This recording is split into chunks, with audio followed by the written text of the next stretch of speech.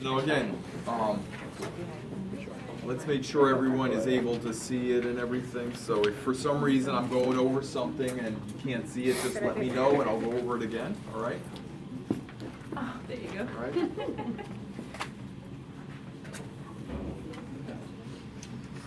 Okay. So again, there's plenty of room up here. If you feel as though you're vertically challenged and want to come up a little bit. Okay.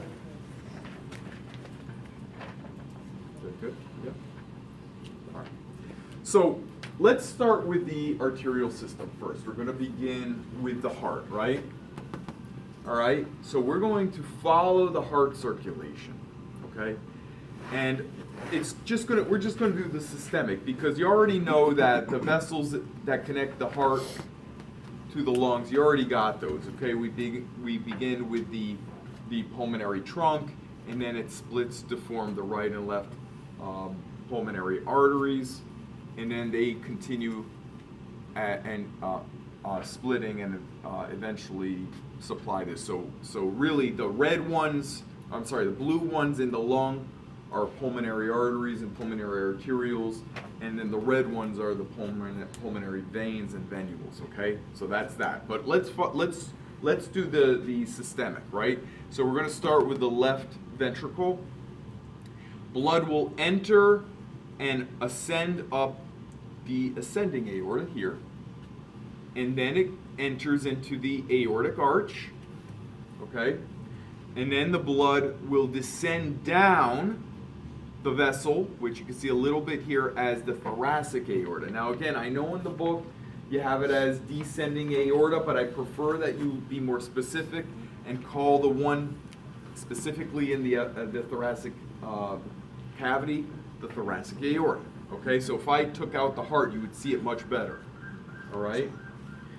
And then as it passes through the diaphragm, it becomes the abdominal aorta, which is again kind of hidden because it's behind all of these organs and vessels, okay? But let's go back up to the aortic arch, all right? So the first branch off the aortic arch is the brachiocephalic trunk, which again is kind of hidden behind this vein, all right? But it's right here. You see the first branch. You can see it a little bit right there. And then it splits, right? The one going straight up on the right side of the neck, we call the right common carotid artery. Okay? Now, if we followed it up, we would see that it splits. But again, at this point, it's hidden. We can't see it. So let's just go over what we can see. The other split from the brachiocephalic is the right subclavian artery right here. Now remember, there is a branch that ascends up the neck as well from the subclavian artery, and we call it the vertebral artery. So this little one going upward and kind of disappearing is the right vertebral artery. All right. So as we follow the right subclavian, remember, as we pass the lateral border of the first rib, here's the rib cut, it changes names, right? So the right subclavian changes names and becomes the right axillary. Okay? The right axillary goes down and, passes the axillary fold. Again, it's kind of hard to see where that is, but certainly here, this muscle being the biceps brachii, okay? It's on the humerus. At that point, certainly, the axillary artery becomes the brachial artery. Okay? And the brachial artery, as it approaches the elbow, and sometimes this occurs proximal and sometimes distal, but you'll see it branch, right, or bifurcate. And the one going on the thumb side, that you follow all the way down here, okay, is the radial artery. And the one that goes down the pinky side, okay, is the ulnar artery. Okay?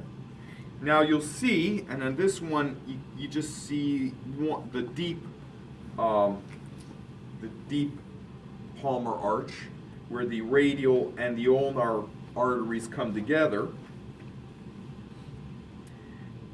closer to the carpal region, right? There is another one, and actually, I mean, we could kind of pretend to show it, but it would probably be deeper in. But that's the deep palmar arch, and the superficial would be closer to the knuckles. All right, but it's not really visible here anyway, okay? The second branch of the arch of the aorta, we could follow up, goes up the left neck, okay? And therefore we call it the left common carotid artery. The left common carotid, as we go up, splits. This one, if we follow it, and always follow them, you could see that it's giving off branches that goes to the face, right? So this one in the front, this one anterior here, would be the left external carotid artery, okay? And therefore the other one that seems to go deep and disappear in because it goes into the cranium, we call it the left internal carotid artery, okay? The third branch off the arch of the aorta is the left subclavian artery. And again, as we follow it, once it passes the lateral border of the first rib, it changes names, becomes the left axillary, and again, we'll continue just like you saw it on this side, okay? All right.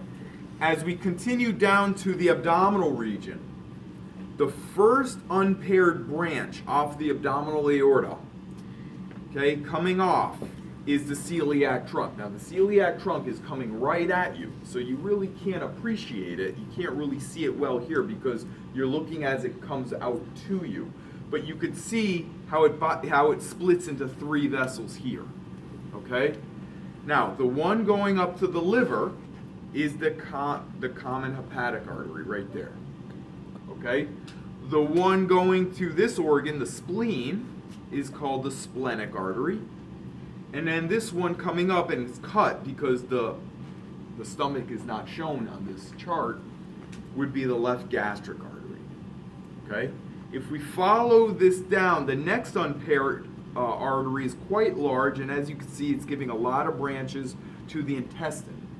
So this very large artery here, the second unpaired, is the superior mesenteric artery, okay?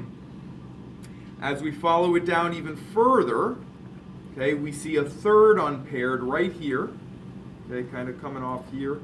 That is going to be your inferior mesenteric artery, okay? Now again, you can see the paired renal arteries coming off of the abdominal aorta. Again, the one going to the right kidney is the right renal artery. The one going to the left kidney is the left renal artery. All right? If we follow the abdominal aorta downward, we can see that it bifurcates, right? And it forms the right and left common iliac arteries. Okay? If we just pick one of them, we can see that the common, as it goes down, splits again.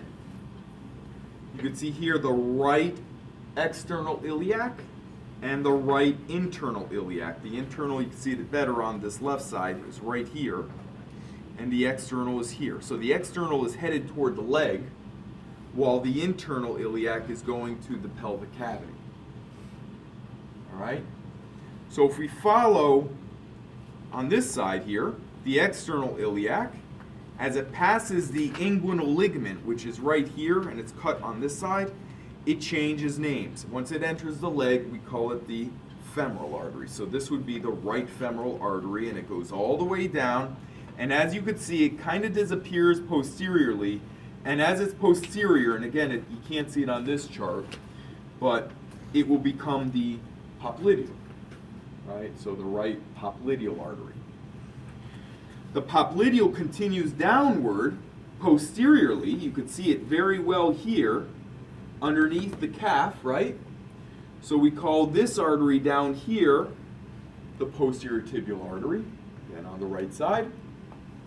And it does give off a branch that goes anterior, which again is not shown. You can't see it here because of the angle of the leg, but when you go very, very low down here, you could see the very end of the anterior tibial artery.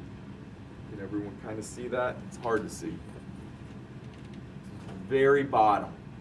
And that's where the anterior tibial will start to form this network of arteries in the dorsum of the foot, and we call that the dorsalis pedis. So that would be the right dorsalis pedis arteries, okay?